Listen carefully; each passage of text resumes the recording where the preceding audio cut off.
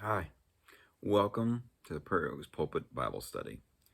And wanted to look in Isaiah. Kind of been a rough week.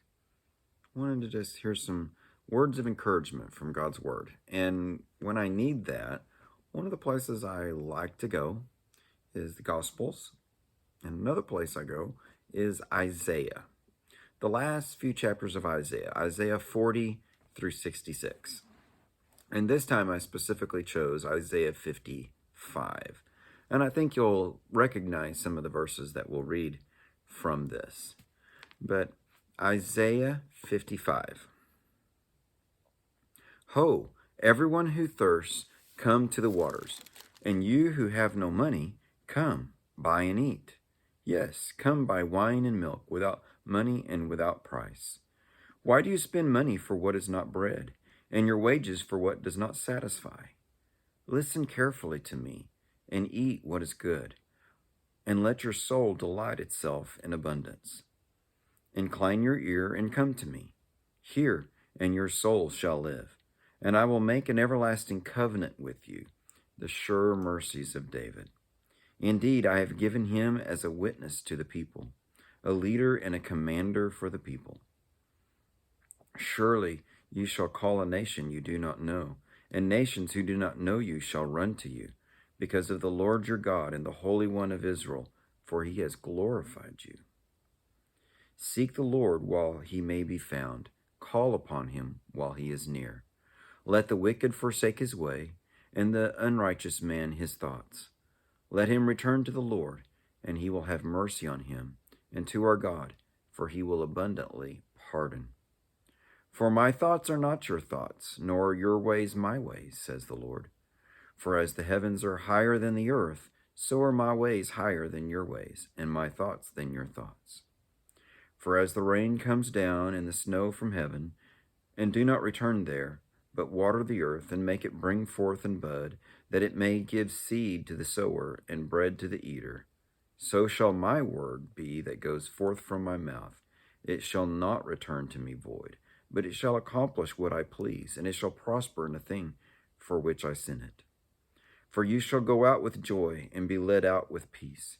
The mountains and the hills shall break forth into singing before you, and all the trees of the field shall clap their hands. Instead of the thorn shall come up the cypress tree, instead of the brier shall come up the myrtle tree. And it shall be to the Lord for a name, for an everlasting sign that shall not be cut off. And so let's just make some observations here from this.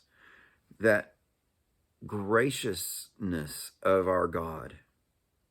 As he warns the people, you've been wasting your time, you've been wasting your resources on things that won't satisfy. So he says, come, and I will not only suffice, give you enough, I will give you abundance. Come to the waters. If you're thirsty, I will give you water. Better yet, I will give you wine and milk, symbols of abundance and an overwhelming blessing, prosperity. And then that's when he says, so why have you been wasting your resources on things that cannot satisfy? The things of this world, they don't satisfy, they don't last. The things that are eternal, our souls, the Word of God, those are the things that can fill the void of our souls. Sin has a temporary pleasure, but it passes away and leaves us craving more, but never able to satisfy. He says, instead, come to me. Listen carefully. How do we listen to God? By listening to his word. So he says, incline your ear, come to me, and your soul shall live. How? Glad you asked. Because we see something happen in verse 3. I will make an everlasting covenant with you, the sure mercies of David. God had made promises to David. that were a culmination of promises he'd made to Eve, that he'd made to Noah, Abraham, Isaac, Jacob, Moses, continuing on, culminating in David, that there would be a Messiah who would make all things right. There's a lot that's wrong in this world, but he's going to come and make them right. Some of the things that are wrong are in us, not just around us. He's going to make those things right as well. And they can be scary as well as comforting. But those sure mercies of David, it's everlasting covenant. He's going to accomplish it.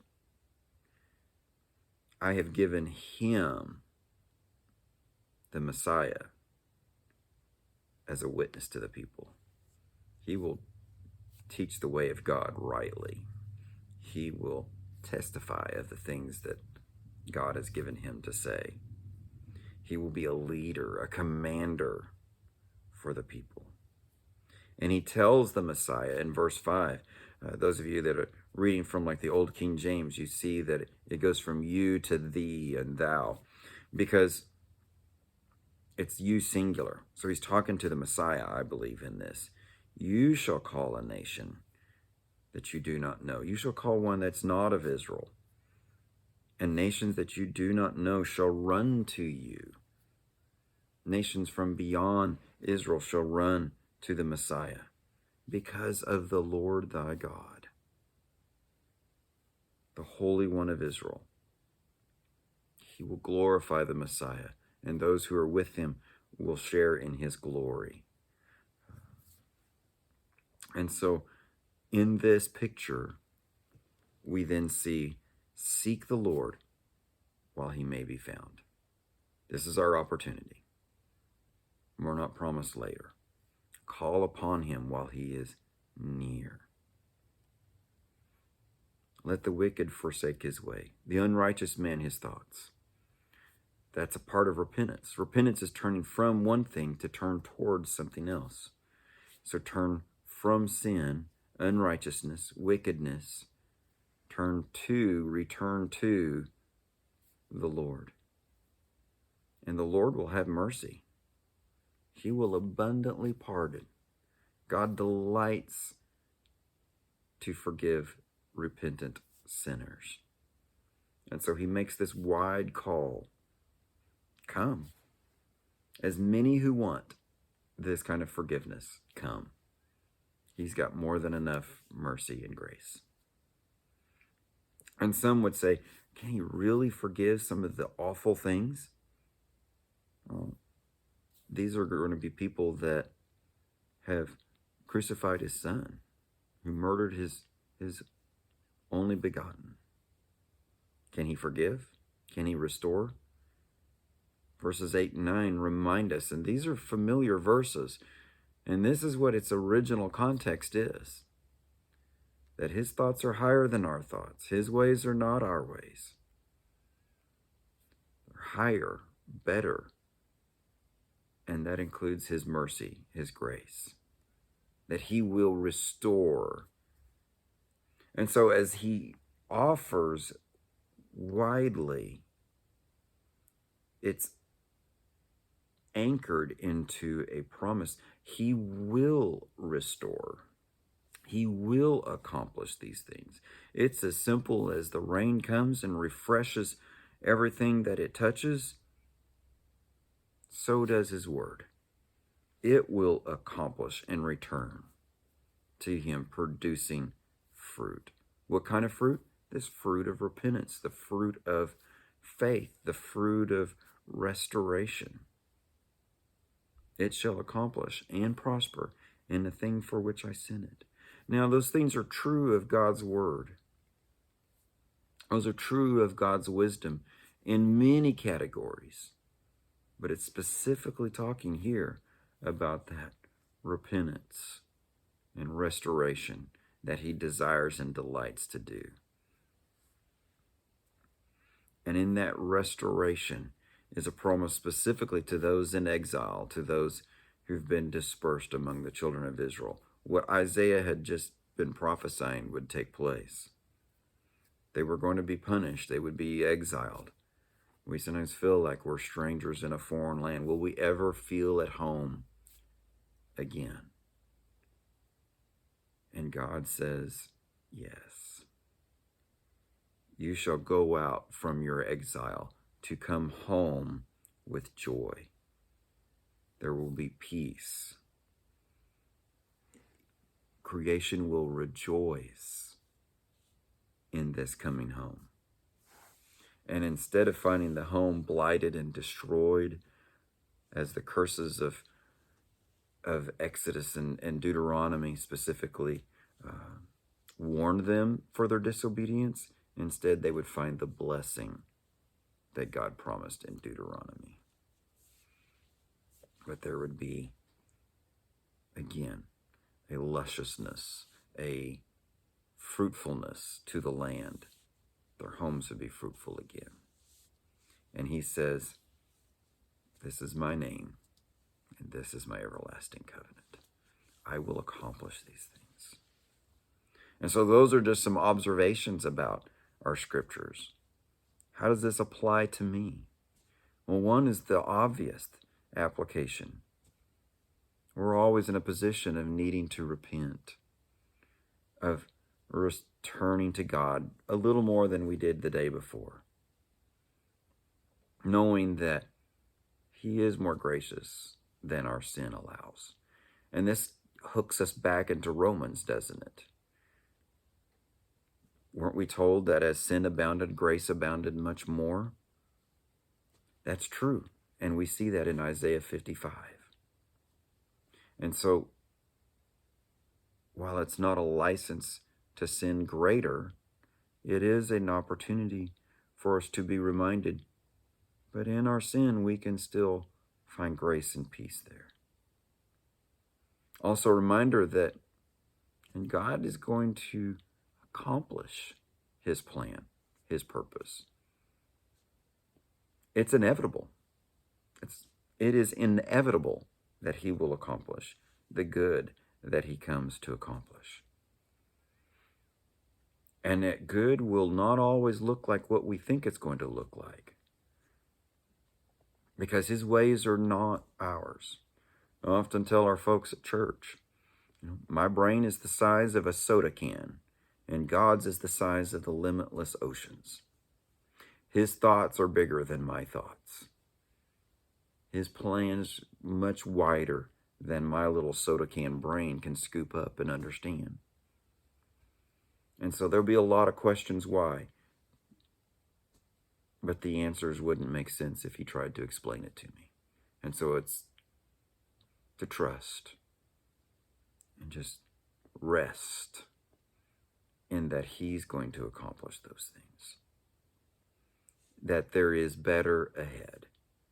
Now, it may get worse before it gets better, but it will get better. And that is some great application for me. And so I listen to him cry out, why are you wasting on things that won't satisfy, even harm us at times? Come and let him satisfy me through Jesus, who is the bread of life, who is the one who turned the water into wine, who is the one who restores my soul,